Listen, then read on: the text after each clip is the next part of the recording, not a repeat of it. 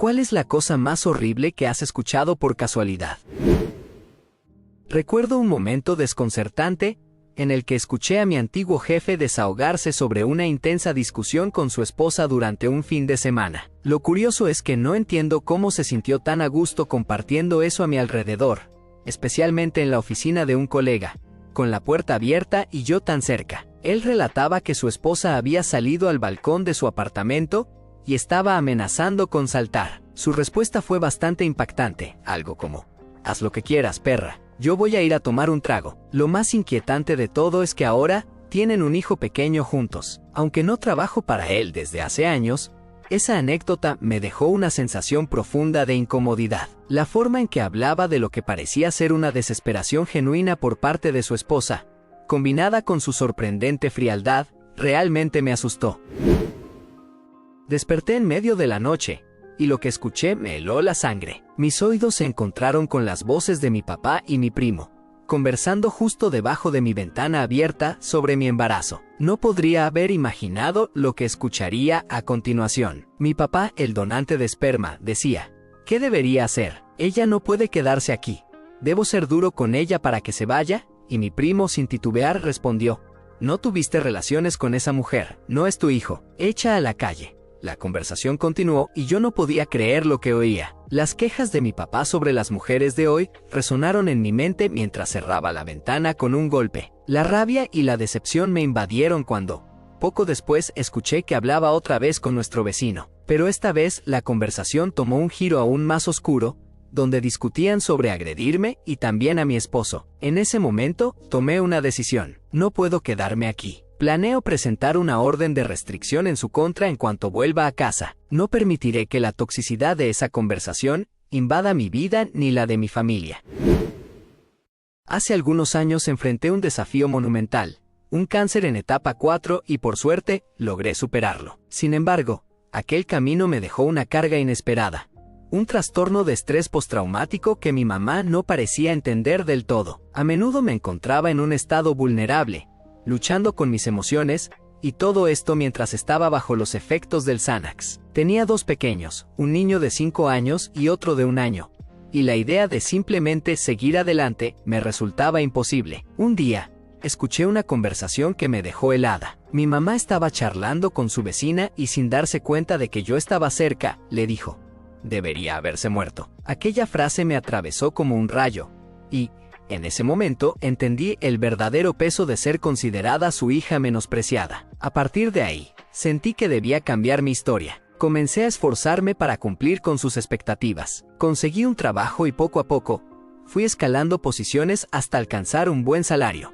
Compré una casa, me casé, y por fin mis hijos están prosperando en un entorno que les ofrece lo que necesitan. En este momento, no tengo mucha idea de qué estará haciendo mi mamá. Lo que sí sé es que he creado una vida muy diferente a la que esperaba de mí. En los últimos años de vida de mi madre, la situación se volvió complicada. Debido a su estado, nadie quería dejarla sola, así que cada uno de nosotros tomamos turnos para acompañarla. La verdad es que nunca fui su favorito, pero después de la muerte de mi padre, le prometí que la cuidaría. Él y yo compartíamos un vínculo muy especial. Recuerdo mis fines de semana con ella, y cómo, inevitablemente, buscaba refugio en su habitación o en el exterior, con la esperanza de que yo no la escuchara. En esos momentos, le pedí a una de mis hermanas que viniera. Luego, me decía que me fuera, porque esa hermana había llamado y estaba en camino. Cada vez que intentaba quedarme un rato más o hacer una visita a mi hermana, su respuesta era siempre la misma: «No, vete a casa». Las palabras finales que me dirigió fueron simplemente un «ve a casa ahora». Recuerdo claramente el día en que estuve involucrado en un accidente de moto, y desde esa experiencia, no puedo más que advertir: no te subas a una motocicleta. Estaba en una sala de recuperación que parecía más una granja de lechos sin fin, con alrededor de 30 pacientes aglomerados. La sensación de la falta de paredes era casi surrealista. En medio de todo, había un joven médico cuyo amigo había estado en un grave accidente debido a la conducción bajo influencia. Una situación que, desafortunadamente, terminó con una vida perdida. Eran alrededor de las 3 o 4 de la madrugada cuando escuché el clamor de la angustia. El amigo, visiblemente afectado, clamaba: No puedo creer que maté a alguien, mientras pedía ayuda. Cuando finalmente llegó la administración del hospital, se hacía evidente que el doctor se encontraba en serios problemas. Mi padre, quien llegaba al hospital diariamente para brindarme apoyo, me comentó que un reportero de televisión había logrado contactar su número, llamándolo para hacerle preguntas incómodas. Aquel momento me tenía bajo los efectos de los analgésicos, pero la realidad de lo que ocurría era más tangible que la nariz en mi cara. Lo que me quedó colgado fue la incertidumbre sobre cómo había ocurrido el accidente, sobre el estado del conductor imprudente y del médico que se encontraba allí. Mi consejo, por favor, no manejes bajo la influencia. Y si alguna vez piensas que montar una máquina de 2 ruedas es una buena idea, piénsalo de nuevo, porque casi me costó la vida. Fue solo un pequeño parche de grava el que hizo que me deslizara y sufriera una fractura en el cuello. Si hubiera estado acelerando a más de 35 millas por hora, estoy seguro de que hubiera tenido un destino mucho más trágico que el de Shakespeare.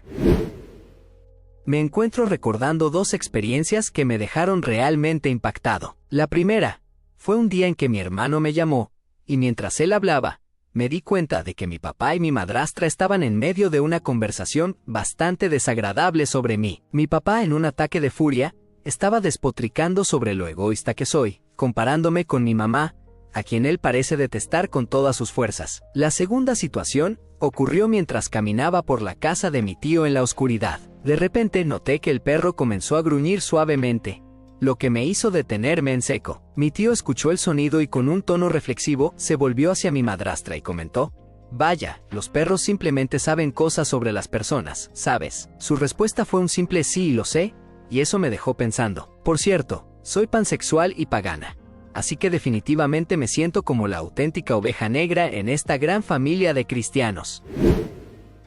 Recuerdo claramente una experiencia inquietante que viví en el autobús, un momento que realmente se quedó grabado en mi mente. Escuché a una mujer al teléfono, desahogándose sobre sus sentimientos hacia los hijos de su pareja. La escuché decir: «Cuando me case con él, tiene que entender que en mi casa no hay lugar para niños. Le he dejado claro que no quiero tener hijos, y él está de acuerdo, pero eso implica que tampoco quiero a los suyos». A su alrededor, un pequeño grupo de risas acompañaba la conversación, y luego ella continuó: «Sí, dejé de tomar la píldora hace unos meses. Una vez que los niños estén de regreso con su madre, debería estar embarazada, y entonces podré salir de nuevo. La manutención infantil es mucho más confiable que la pensión alimenticia». Esa línea en particular se quedó conmigo. No recuerdo cada palabra exacta que dijo, pero la esencia de su conversación era bastante clara. Estaba buscando que un hombre exitoso la embarazara antes de dejarlo. Esa revelación me hizo reflexionar sobre las complejidades de las relaciones y las dinámicas familiares. Una vez escuché algo realmente perturbador en el trabajo. Provino de una mujer que estaba conversando. Ella tenía un perro husky grande y otro más pequeño. Resulta que el perro más pequeño tuvo una camada de cachorros, pero cuando ella regresó a casa un día, se encontró con algo espantoso. El husky había matado a todos los cachorros y estaba en plena acción de comérselos. Es una historia macabra, ¿no les parece? No es el tema más alegre para charlar. Lo que me llamó la atención fue la forma tan casual en que ella lo relataba, casi como si se tratara de un pequeño incidente gracioso. Se lo tomó con una ligereza sorprendente, como si dijera: «Ah, huskies, ¿verdad?». Lo curioso es que no la conocía, y ese día no estaba en mi lugar habitual. Pero sin embargo, su historia se quedó conmigo, y la he repetido a muchas personas. Ahora se los comparto a ustedes, porque bueno, es una de esas cosas que no puedes simplemente olvidar.